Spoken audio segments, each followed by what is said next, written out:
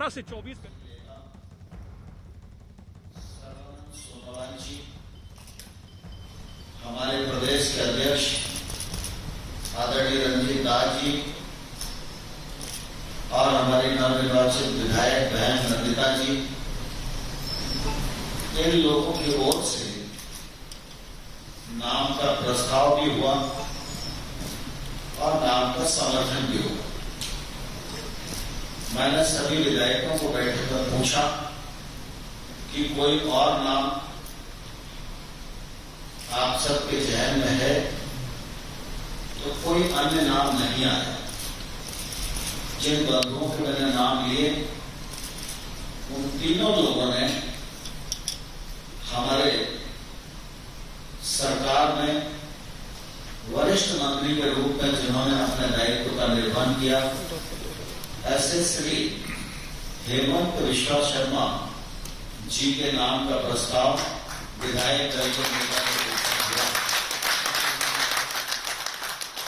विधायक दल में इस प्रस्ताव के अलावा कोई भी प्रस्ताव उपस्थित नहीं हुआ, इसलिए सर्वसम्मति से मैं पर्यवेक्षक के नाते विधायक दल की बैठक में आसाम राज्य भारतीय जनता पार्टी विधानमंडल नेता के रूप में श्री हेमंत बिश्वा शर्मा को इस अवसर पर घोषित करता हूं। सभी विधायकों से अनुरोध है, नए मुख्यमंत्री होंगे, इसका ऐलान नरेंद्र तोमर ने कर दिया। हमारे सहयोगी यतेंद्र फोन लाइन पर मौजूद हैं। यतेंद्र, जैसे कि चर्चा थी, अब हेमंत बिस्व शर्मा असम के नए मुख्यमंत्री होगी, सस्पेंस खत्म?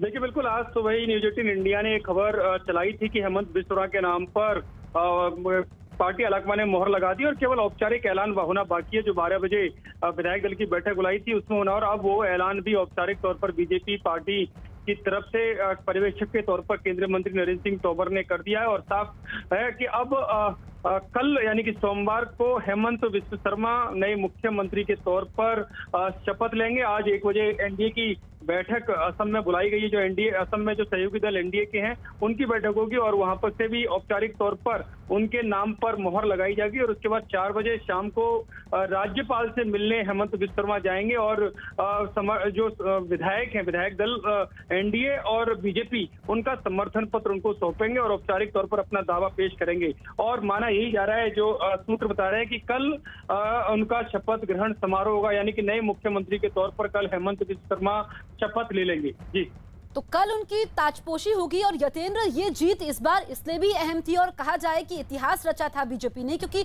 पिछले 70 सालों में असम में ऐसा कभी नहीं हुआ कि दूसरी बार गैर कांग्रेसी सरकार की सत्ता में वापसी हुई है और सेहरा हेमंत के सिर बंधा है।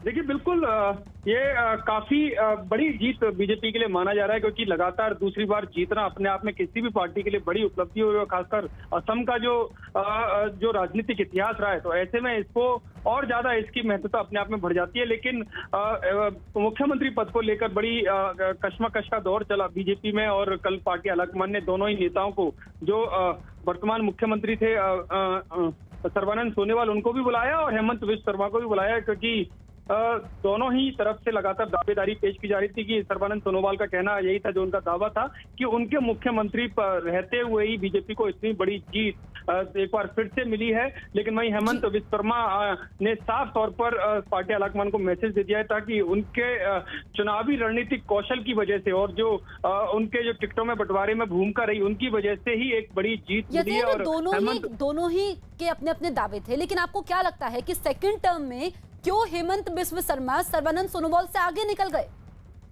देखिए, जहां तक हेमंत बिस्व शर्मा की बात करें, हेमंत बिस्व शर्मा अपने आप में एक बड़ा चेहरा असम की राजनीति में जाना जाता है। वो कांग्रेस को भी छोड़कर इसी वजह से आए थे कि उनको मुख्यमंत्री बनना था, उनकी महत्वाकांक्षा थी। और इस बात को तत्कालीन बीजेपी अध्यक्ष अमित शाह ने इस बात को समझा और उन्होंने हेमंत बिस्व शर्मा को अपनी पार्टी में शामिल कराया, क्योंकि अमित शाह समझते थे कि हेमंत बिस्व शर्मा काफी दमदार नेता हैं और उनका प्रभाव कई असम की ज्यादातर सीटों पर उनका प्रभाव है। और केवल असम नहीं, नॉर्थ ईस्ट में जितने भी राज्य हैं उन सभी पर उनका खासा प्रभाव है।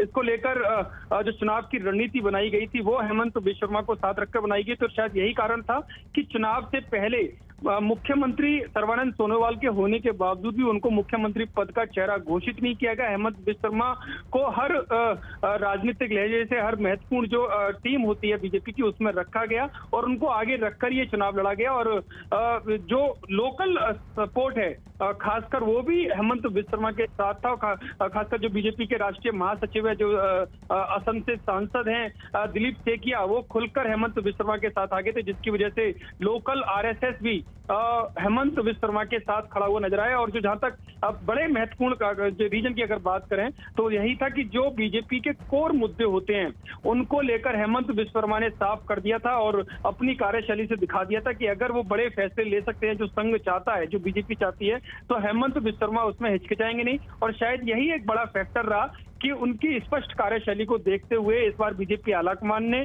उनके नाम पर मोहर लगाई। यतेंद्र, और जो सर्बानंद सोनोवाल थे, क्योंकि एक हफ्ता हो चुका है चुनावी नतीजों को आज, और नतीजे आने के बाद लगातार वो भी अपनी दावेदारी ठोक रहे थे, तो दोनों बड़े नेताओं के बीच में कोई मतभेद ना हो तो क्या सोनोवाल को कोई और जिम्मेदारी सौंपी जा सकती है? देखिए, बिल्कुल जिस तरह से घमासान मुख्यमंत्री पद को लेकर मचा हुआ था, उसको देखते हुए बीजेपी आलाकमान खुद बीजेपी अध्यक्ष जेपी नड्डा और गृह मंत्री अमित शाह ने कमान संभाली। कल दिन भर बैठकों का दौर चलता रहा।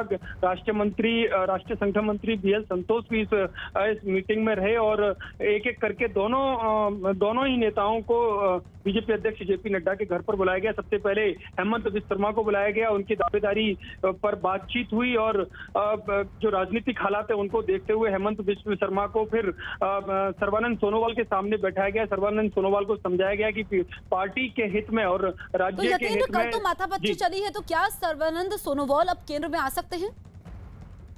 देखिए, बिल्कुल जो आपने जो सवाल किया वो यही था कि सर्बानंद सोनोवाल को पार्टी आलाकमान का मैसेज बताया गया है कि पार्टी चाहती है कि वो इस्तीफा दे और उसके बाद सर्बानंद सोनोवाल को एक तरह से संतुष्ट किया गया कि उनकी भूमिका मुख्यमंत्री पद से इस्तीफा होने के बाद खत्म नहीं की जाएगी, उनको सेंटर में महत्वपूर्ण भूमिका दी जाएगी। जो सूत्र बता रहे हैं उनको कैबिनेट मंत्री बाद में जब भी मोदी मंत्रिमंडल का विस्तार होगा उन्हें कैबिनेट मंत्री बनाकर यहाँ दिल्ली में लाया जाएगा। इससे पहले भी जब मुख्यमंत्री बनने से पहले भी वो मोदी सरकार का हिस्सा थे।